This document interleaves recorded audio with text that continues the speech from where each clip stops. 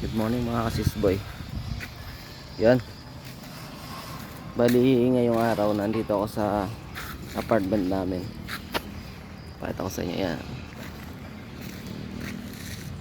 Yan.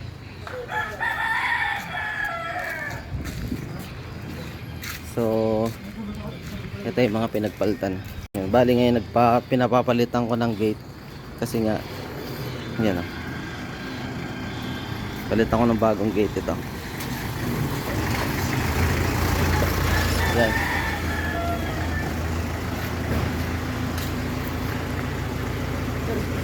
Ay. Yan. Bali ito. Sobrang bulok na yan, bubong. Papapalitan ko ng bubong. Kasi yung bubong. Sumablay na yung nangyari sa gate na to. Bagsak na to. Sobrang sira na. Sayang, dami sira ng apartment. Ayan o, sira na yung lagay ng breaker.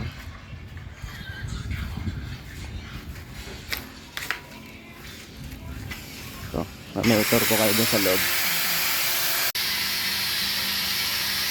Okay.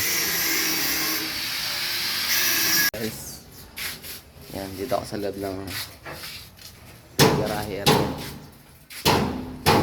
Bali, itong apartment namin ay 6 doors. So, dalawa sa ilalim, dalawa sa gitna, dalawa sa taas.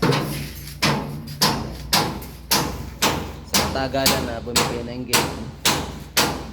Ito ang problema pag nag-maintain ka ng apartment.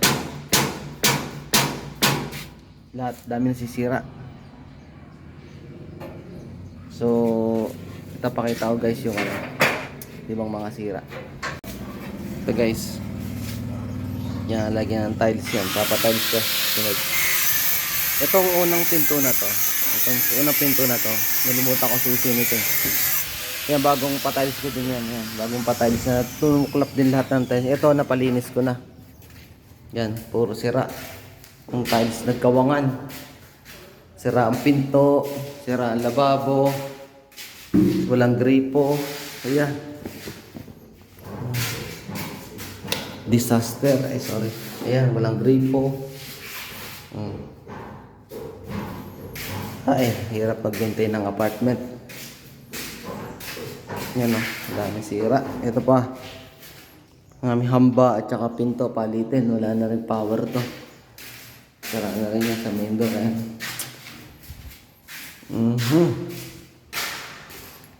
Palitin na rin pinto ng toilet. Yan. Ito yung mga pinagbakbakan. Ito tayo ng second floor. Ayan. Meron naman tayong fire extinguisher dito. Ito sa second floor. Ayan, dalawang pinto rin siya. Ayan. Pinalis mo ng lahat ng naupa. Ito, tumuklap din ang tiles dito. Ito. Yan, tinabakbak ko na yung mga papalitan. Tapos dito. Yan, tinabakbak ko na rin. Mga pinto sarado. Ay, pintana. Basa ng tubig.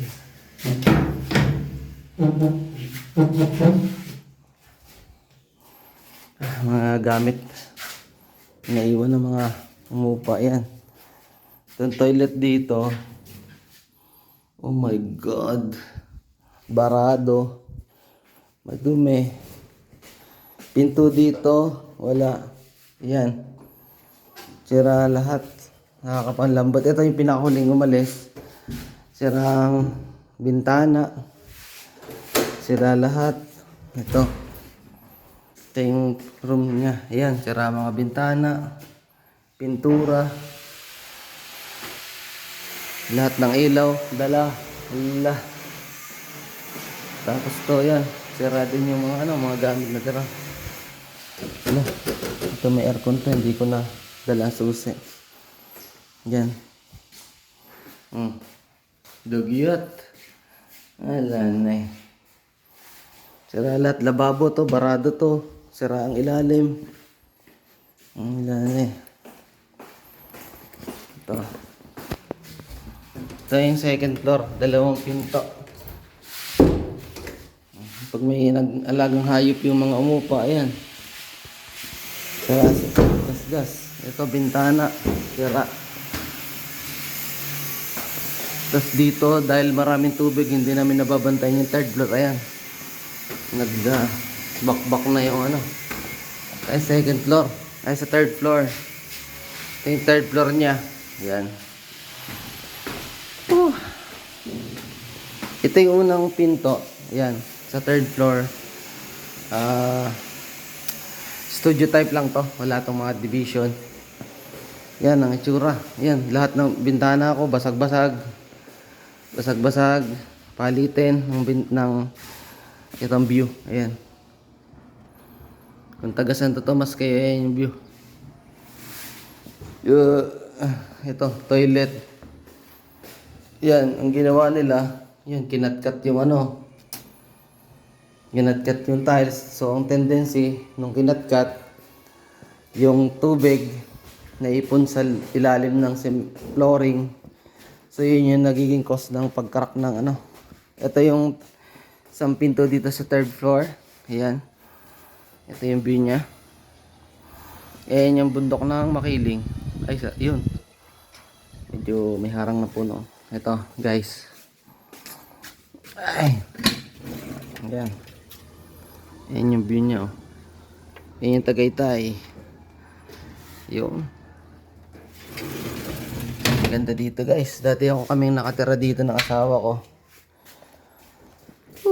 Ito yung isang pinto dito sa third floor. Dalawang room siya. Pinabakbak ko na rin yung mga tiles na natuklap. Yan o. Ito yung isang pinto. Yan. Ito yung pangalawang room. Yan. Okay bintana dito kasi sliding door to eh. Natulo nga lang yan. Ito yung mga pader ko. Puro crack na oh. Ito yung part ng ano, dinugtungan ko ng pader. Yan. Ang daming pagawain. Grabe. Grabe. Ito yung tangke ko pala dito sa taas. So bali, nag-iipon ng tubig sa baba. Pinapump dito. Tapos ito naman yung magsusupply ng tubig sa mga room. Pabala third floor and second floor. So, ito ang sira-sira na lahat. Salamin, no? So, ibablock ko na tong area na to. Sasaraduhan ko na. Yun. So, may mga apartment rental dyan. So, nakaka-relate kayo. Kung ano bang mga common problems ng may mga property rental na hindi na babantayan. So actually yung apartment namin na to hindi namin nababantayan kasi nga we are both running businesses and nakapokus kami parehas doon kasi mga bagong setup yung ibang business namin, yung parehas na focus business namin. So, ito yung nangyayari. So, dahil nga isang major problem dito na major concern is yung tubig. Yung supply namin ng prime water is wala namang nalabas sa tubig. Kasi nagpalagay ako ng tangke sa baba. Ito, pakita ko. Ito guys, yung tangke dito sa baba. So yan, nagpahukay ako ng tangke dito. Yeah. Ay, may tao. Nandiyan may tao? Ay, doon. Ay, yan lang. Sorry guys, sa putol. May ano, traktor na kinausap. Okay guys, malapit na matapos. Lapit na makabi. Yan. Ang problema malaki dito is yung tubig. Kasi kung yung major supply nito na prime water, walang lumalabas sa tubig. Dahil nga siguro sa dami ng nakatira dito sa area, so hindi kinakaya. Second option sana is magpapabutas ako, pero magpapabutas ng tubo tapos papalagay ng pump. So ang magiging cost naman ay almost mga 180 to 280,000. Kasi mataas tong area namin, malalim na tubo. Yung sa kapitbahay ko doon parang 20 na tubo yung nailagay. Sobrang lalim. Kaya eto pinag-iisipan pa. Kaya hanggang habang pinapag-iisipan pa, paparenovate ko na muna yung mga pagawain para sariwa na uli yung bahay, no? Apartment. May welding na. Yeah. Hindi ko na videohan yung yung pagkalas ng gate kasi nauna sila dito eh. Ito guys, itsura ng apartment namin. Yan. Lumpalapag yan. Grabing work hard ang inabot niyan. Guys, kakabit na yung pangalawang paypay ng pinto. Ngayon. So guys, ito pala yung motor na pina-install ko. Ayan. Papampian pa po doon sa taas. Pagka pump na sa taas, yun yung magsusupply na sa second floor, no? Ayan. Medyo masakit sa ulo tong may apartment na mini-maintain. Dapat talaga pag may private rental ka, natututukan mo ng ayos. Kasi siyempre pag may focus business ka na on hand ka na, na talagang nakatuto ka doon. So nahirapan akong pumunta dito, like may concern, putol yung gripo, hindi yung ilaw, basag yung ganyan, tiles, sira, nalimutan yung susi, kailangan buksan. Kaya nangyayari yung mga pinto ko, yan, puro sira kasi sinisira ng mga border. Tapos ito, yan, bagong palit ko to. Ito, nalimutan ko lang susi nitong unang pinto. Kasi una kong nilagyan ng double lock to, tsaka lock. Kasi diyan ko nilalagay yung mga susi. Mga importanteng gamit ko ngayon dito sa pagpapagawa. Makakamura sana pag araw lang yung kukuha. Ang problema, wala kaming oras para magbantay. So mangyayari ngayon, ipapa-contract na lang. Ito rin itong mga pinagbakbakan ko ng yun. Pinagbakbakan. Kaya gagawa, laban lang. Gawa lang ng paraan. Mare-recover din yan. Mapapaayos din natin to. Guys, malapit nang matapos. Ito, kabitan ko lang ng yero. Palitan din ng yero yung area na lalagyan na lang ng semento yung kanto.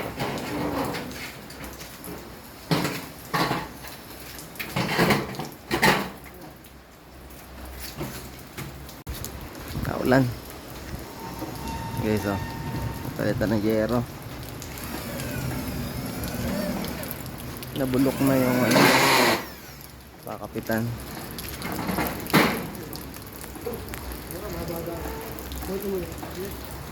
Hindi ko na nabidyohan kanina yung mga tambak na pinagbakbakan dito sa area na to.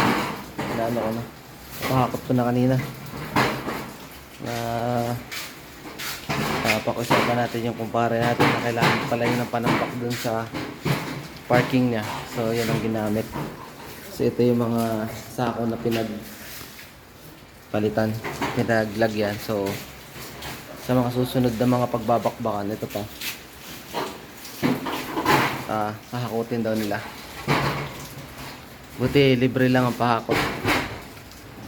So kasunod na mga, pag nagpahakot ka kasi ng mga panambak na ganun, ang bayad parang 3.5. Sila na bahala. So natsimpuhan natin yung isang kaibigan natin dito sa area, no, na kailangan ng panambak. So sakto, bigay lang tayo ng pang merienda din sa driver. Nasa nagkaka fix na. Hintayin ko lang matapos to. Tapos na siya. May pinasama lang ako ditong binildingan ito. Itong area na to. Kasi nauga yan dati. So nilak na welding na siya doon.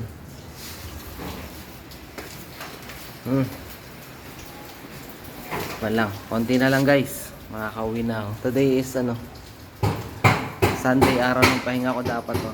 Pero dahil may mga importanteng ganito na kailangan matapos. So wala, ganun talaga ang buhay ng negosyante. Joke. So, alin po? Diyan po. Pa? Pare-pares po eh. Nasakto. Then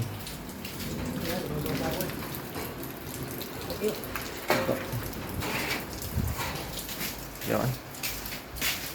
Konti na lang. Daming papagawa. Guys, tapos na. So pipinturahan na lang. Babalitaan ko kayo sa other update ng mga papagawa ko. Sa nagtatanong ang kasama lahat labor materials 11,000. Kasama na yung palipat ko ng screen na yan. Galing yan dito sa harap na ito. Yan. Tapos nagpapalit ako ng yero. Kasama na yan, 11,000 pesos lahat. Guys, medyo magastos. Ito pa. Uwi na muna ako. Hapon na. Ay.